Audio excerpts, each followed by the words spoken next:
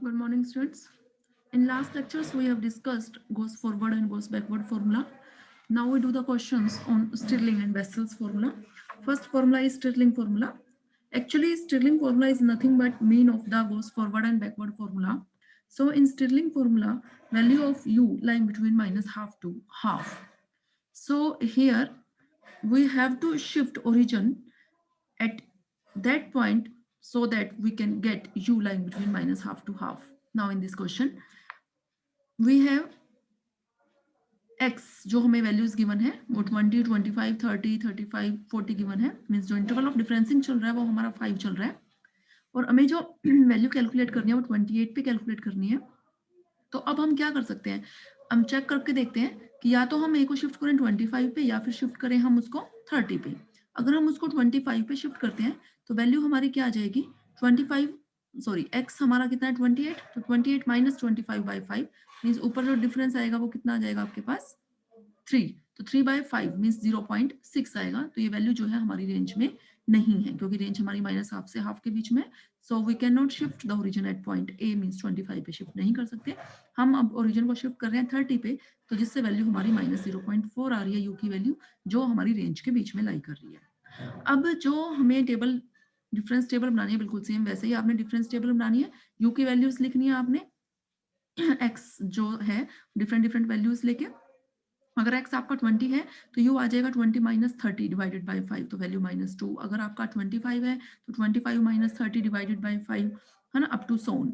फिर आपने u del square, sorry Y U del square Y U del cube Y U up to so on आपने calculate करने हैं। फिर जो जीरो, जो u की वैल्यू 0 थी उसके कोरस्पॉन्डिंग आपने एक स्ट्रेट लाइन ड्रॉ करनी है। यहाँ क्योंकि आप देख रहे हो जो स्टिरलिंग फॉर्मूला था वो गोस फॉरवर्ड और बैकवर्ड फॉर्मूला का एक्चुअली मीन था, तो यहाँ आपने दोनों वैल्यूज कंसिडर करके उनका मीन निकालना है। जैसे हमने जब गोस फॉरवर्ड फॉर्मूला किया था तो हमने नीचे से स्टार्ट किया था काम करना और गोस बैकवर्ड फॉर्मूले में ऊपर से, लेकिन यहाँ हमने दोनों का क्या लेना है, मीन लेना है। यहाँ आप ध्यान से देखो तो जो आपके और डिफरेंसेस हैं उनका मीन लिया जा रहा है और जो इवन डिफरेंसेस हैं वो टर्म्स आपकी एज इट इज चल रही है। ठीक है, ये वैल्यू आपकी क्या हो गई, ये जो फर्स्ट वैल्यू है ये वाई नोर हो गई। जो सेकंड वैल्यू है वो किसका मीन है, डेल वाई माइनस 1 और डेल वाई नोर का मीन है। फिर ऐसे ही जो ये आपकी ये वैल्यू है डेल 2 के लिए वो del 2 y minus 1 value as it is use हो रही है।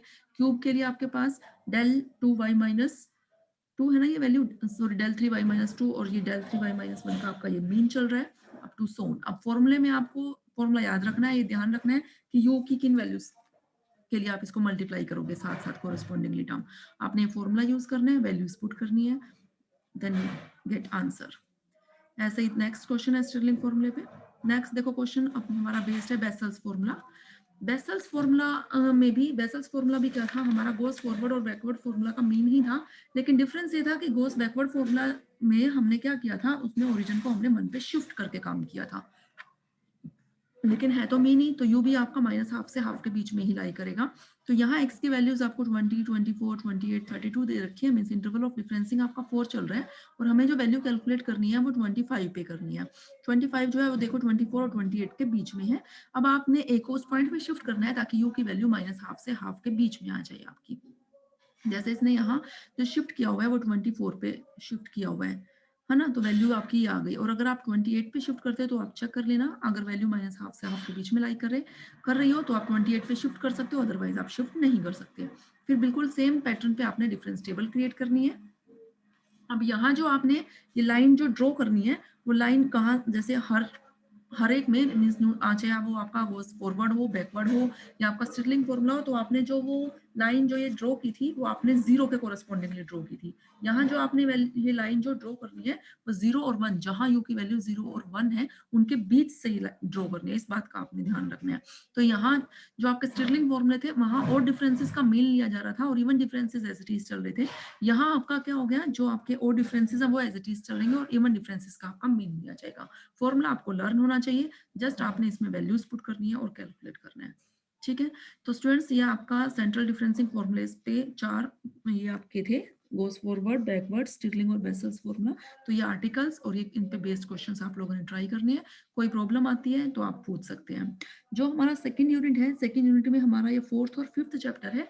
फोर्थ चैप्टर मैंने आप लोगों को कराया सेंट्रल डिफरेंसिंग का, और जो फिफ्थ चैप्टर है वो आपका प्रोबेबिलिटी डिस्ट्रीब्यूशन है, जो आपने स्टैटिस्टिक्स में पढ़ा है, आपने स्टैटिस्टिक्स पढ़ा हुआ है।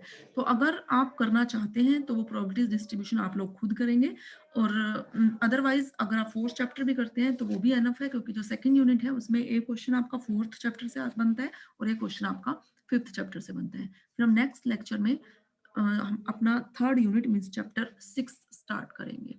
Okay students.